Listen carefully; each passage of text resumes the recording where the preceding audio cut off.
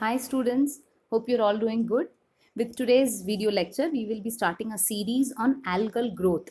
Now this will involve various parameters such as isolation of algae, the media and methods which are used to culture algae, selection of strain and large scale cultivation of algae, and finally the measurement of algal growth.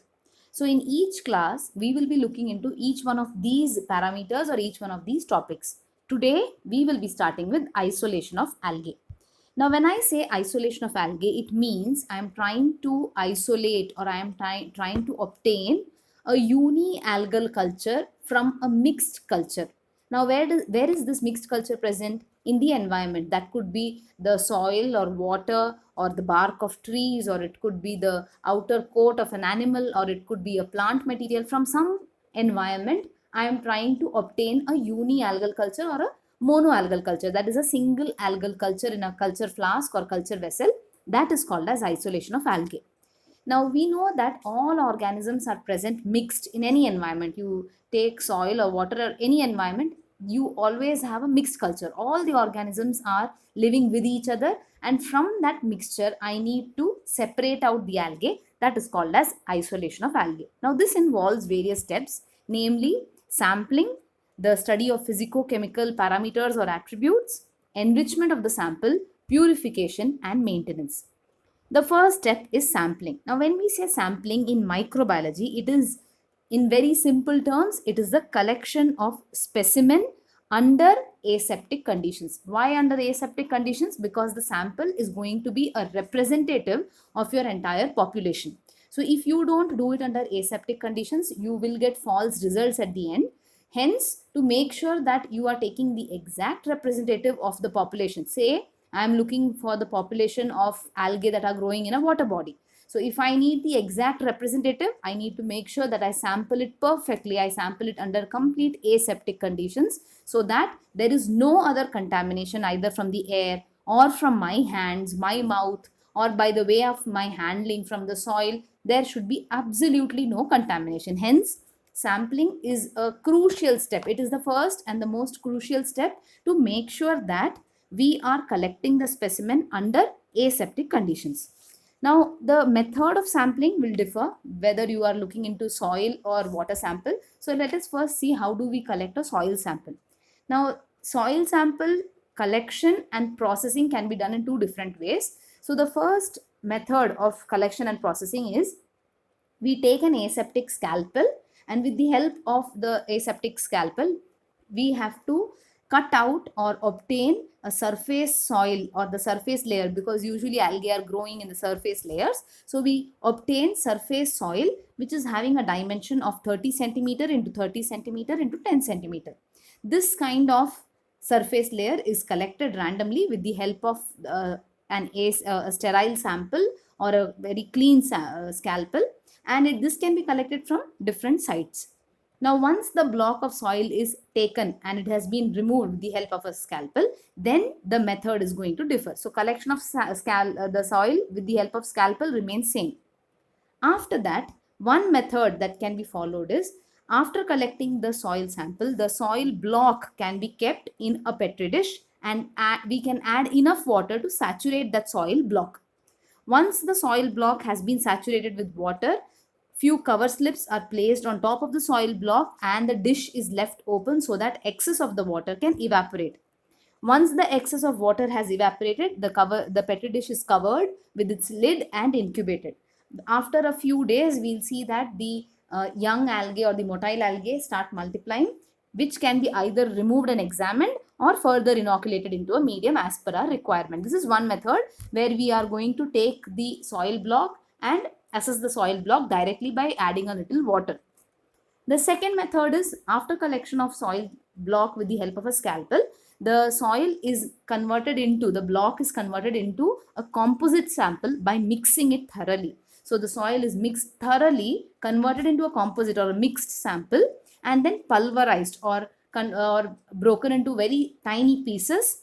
After pulverization, it is dried in shade, and then it can again either be examined directly or it can be inoculated into a different medium. So here we allow the organism to grow, after which it is examined. Here, instead of allowing it to grow, we are mixing it thoroughly and then drying it and then processing it. These are two methods by which we can process soil samples.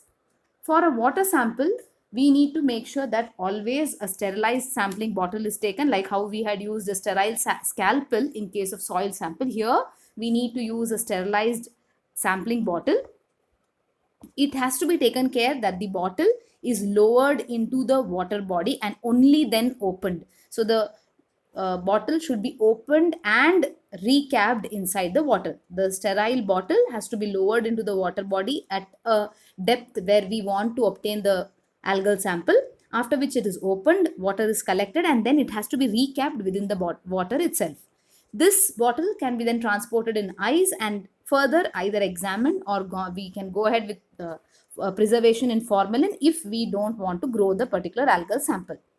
Now, if it is a benthic algae, that is an algal sample which is present at the bottom of a particular water body, then we need to scrape out the sample from there, and then that can be used for processing. So the first step is collection of the specimen or the sample in an aseptic condition, that is called as sampling. We move on to the next step, that is the study of physico-chemical attributes or physico-chemical parameters or characters. Now these can be done either in the lab or it can be done in situ. Actually, it's not either, we need to do both. So in situ studies or on-site studies include the checking of temperature and moisture if it is a soil sample. So a soil thermometer or a soil moisture meter can be used for checking the temperature and moisture respectively at the site of sampling. And if we are using a water sample, only the temperature of the water sample needs to be checked on site. Those are the in situ studies that need to be done. In the lab, the different parameters that need to be checked are the pH, which can be of the water sample, or if it is a soil sample, it has to be suspended in distilled water and then the pH has to be checked. Electrical conductivity has to be checked with the help of a conductivity meter. The total nitrogen and the available phosphorus and organic carbon that is present in that sample needs to be checked. And finally, we need to look for the water soluble cations with the help of a flame photometer. So in the lab also, there are a few studies that need to be done before we get into processing and study of the sample. The third step, again, this is a very, very crucial and important step in any isolation technique, that is enrichment. Enrichment is where we are enriching the sample, or we are making sure that the algae that is present in the sample is growing proliferatively in our lab. So we might have taken a sample, a representative sample, which will have a very small quantity of the algae, but I want that algae to grow more.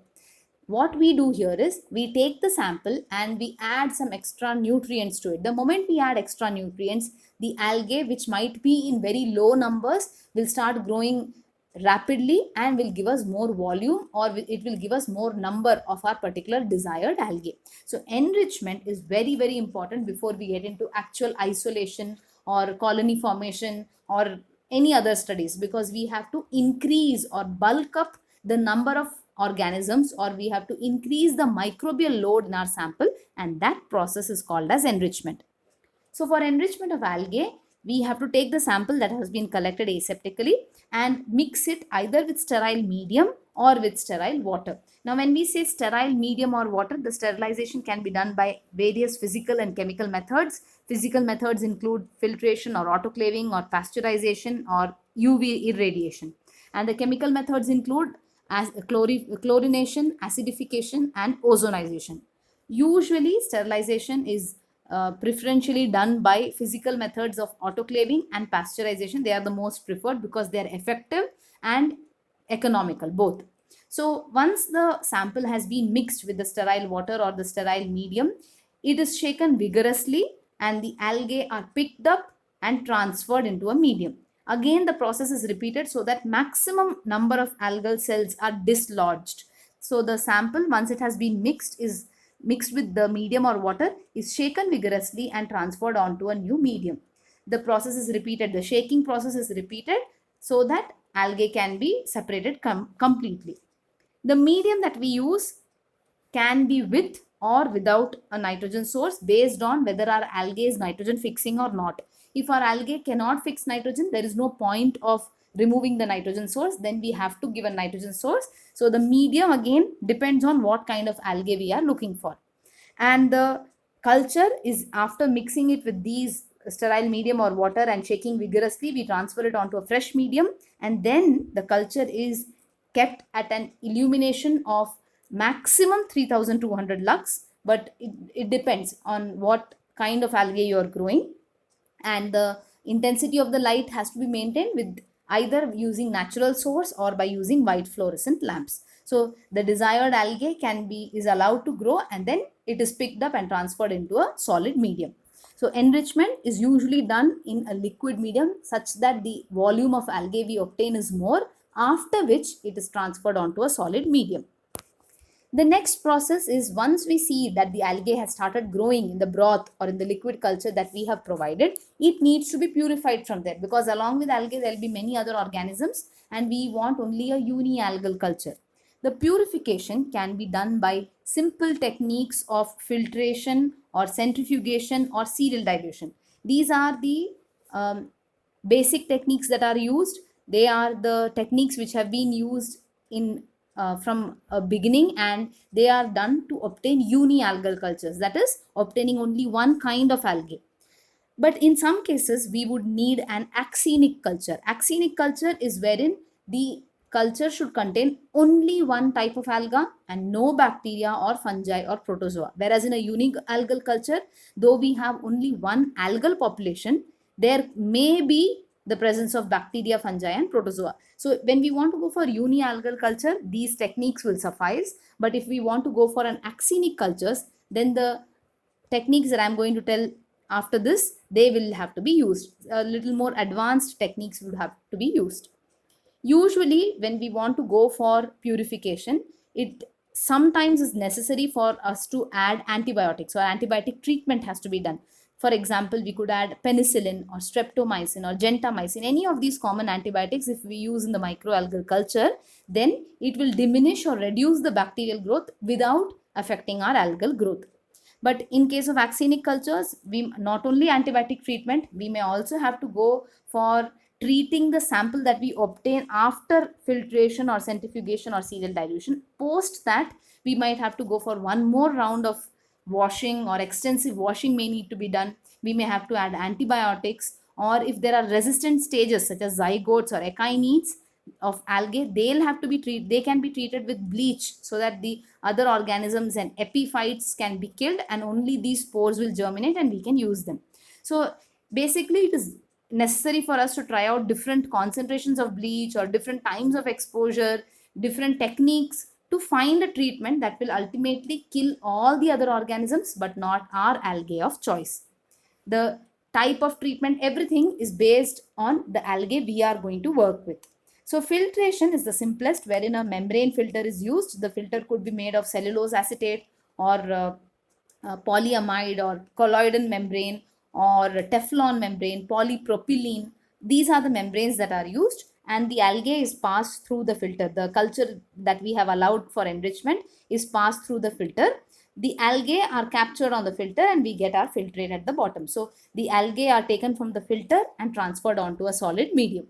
The second one is centrifugation, or it is also called as differential centrifugation or centrifuge washing, where multiple rounds of centrifugation are done to concentrate the cells. So if we centrifuge at 3000 rpm for 15 minutes, we get a pellet. That pellet is our algae. The pellet is suspended in fresh water and homogenized, again centrifuge, repeated. It is repeated 2 or 3 times, and from every tube where we are suspending the pellet, a streak is done on an agar plate. So it makes sure that we get isolated colonies or we get unialgal culture. So this is also a very good technique, that is centrifugal washing or centrifugation. Or another one of the classic techniques is serial dilution, wherein we take the algal sample, and in this case I have shown you a 10-fold dilution. We could also do a double dilution. So serial dilution is wherein from the first sample, that is the enrichment sample, we transfer on to the first tube containing 9 ml of either saline or media or distilled water, and from there we progressively keep diluting. This is known as serial dilution. If you want to know more about serial dilution, you can always see another video which I have uploaded regarding serial dilution. So at the end of it, we get diluted sample, the numbers of algae keep reducing, and finally towards the higher dilutions, when we transfer them onto an agar medium, usually we will get a unialgal culture. So these are some of the basic techniques which can be used for purification of the algae from the enrichment sample. The other more advanced techniques which can be used to get axenic cultures are micromanipulation. Now in this case, micromanipulation is also called as capillary pipette aspiration. So in this case, a capillary tube is converted into two micropipettes by drawing out and over a Bunsen burner. So it is held on both the ends to form two micropipettes. These micropipettes are different from the micropipettes used in RDT. Now the micropipettes are made sure that they are sterilized, after which sterile medium is placed onto either agar plate or on a slide. Now the sterilized micropipettes are taken, and with the help of that, the algal cell which needs to be transferred or which needs to be isolated is located. Once the algal cell has been located, or once we have located which culture we want to transfer, it is transferred with the help of the micropipette onto the first drop or onto the sterile medium. After it has been placed on the sterile medium, which is in the plate or the glass slide, again the micropipette is sterilized with the help of hot water, and then the process is repeated. It is basically like washing the cell. So the organism or the culture which was placed on the first drop is then washed, where it is transferred into the next petri dish or into the next drop. From there it is transferred to the next petri dish. So in this way we are continuously transferring or washing the cell. More number of times we wash the cell, less likely is the bacterial contamination. We will not have much contamination happening because we are washing it. Of course, there is risk of damage with more number of times we are handling the cell, but then an optimum number of wash can be decided based on what type of algae we have. So we keep transferring it, and ultimately the cell is transferred into a dilute medium which is kept in a culture tube, or it could be kept in a petri plate. This culture vessel is then kept at an appropriate light condition and temperature, and then after 3 to 4 weeks we can find the unialgal culture growing. So this is also a very easy method of micro manipulation. We then have atomized cell spraying or spraying technique. Now in this technique, a stream of compressed air is used. This is the stream of a compressed air that is coming, that is used to disperse the algal cells which are transferred through this injector. So the algal cells from the enrichment sample are transferred through the injector, and at the same time there is a compressed air stream that is being transferred onto this mixture. When the air stream comes in contact with our enrichment sample, it sprays the stream, it sprays this entire sample, and that spray is landing on a petri plate which contains a solid medium, an agar medium. Now what happens here is, when the spray is the airflow that is spraying the suspended algae is being intercepted by the agar plate. So now on the agar plate, instead of streaking, we have sprayed the culture, or we have sprayed the sample, which helps us to get isolated colonies. So this is also a very good technique for obtaining isolated colonies, or for purifying the mixed culture or the enrichment sample into a unialgal culture. We also have other methods such as flow cytometry or automation. They are automatic isolation methods, where what happens is, again, the cells, individual cells are being transferred, and that is being collected and transferred onto a medium. So these are some of the methods that are used for purification of algal cultures. After the cells are purified, or after we have obtained from the enrichment culture, we have obtained isolated cultures or unialgal cultures, they need to be now maintained. Now the maintaining is done at different temperatures and different light intensities based on what type of organism we are working with. So usually for maintenance, we tend to pick up the organism and subculture it periodically onto agar slants. Now the picking up and subculturing is done at this phase, at the decline phase, where the log phase or the active growth phase is ending, and before it gets into the stationary phase, usually the algae are picked up and subcultured onto an agar slant. After they are subcultured, they are stored. These stock cultures are stored at a temperature of 4 degrees Celsius. If the algae has been dried, it can also be stored at a temperature of 16 to 18 degrees Celsius. But usually, if it is in a broth culture, these broth cultures are stored at a temperature of 4 degrees Celsius and then periodically subcultured. One thing to remember here is that the temperature is usually kept low so that the algae are surviving but they do not start multiplying. And the light source is a mix of white and warm white fluorescent lamps. So it makes sure that there is cool and hot both when we are trying to store the algae. Additionally, there are some algae which cannot be placed under bright lights. For example, if they are colorless strains of euglenoids or even some green algae like Polytoma or Prototheca or some other algae such as Ochromonas, they cannot be stored or they cannot be placed under bright light because they are light sensitive algae and they'll get affected by high light intensity. So these algae need to be kept at very low light intensity, maybe about around lesser than 1000 lux.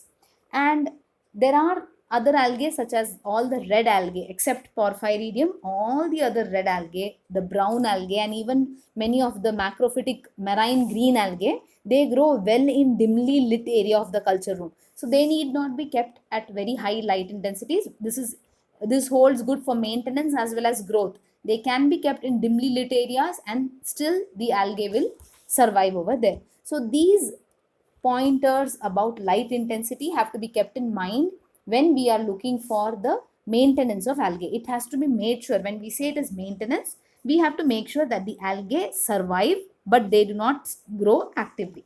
So these are the different methods of isolation of algae, wherein we have looked into the sampling, that is the collection of sample from soil and water, the study of various physico-chemical attributes, enrichment of the sample, purification of the sample, and finally the maintenance of the sample. These are the stages for isolation of algae from any environment. Here we have spoken about soil and water, but the methods hold good for any environment. In the next lecture, we will see what are the media and the methods for culturing algae. Thank you all. Hope you all found this class useful. See you.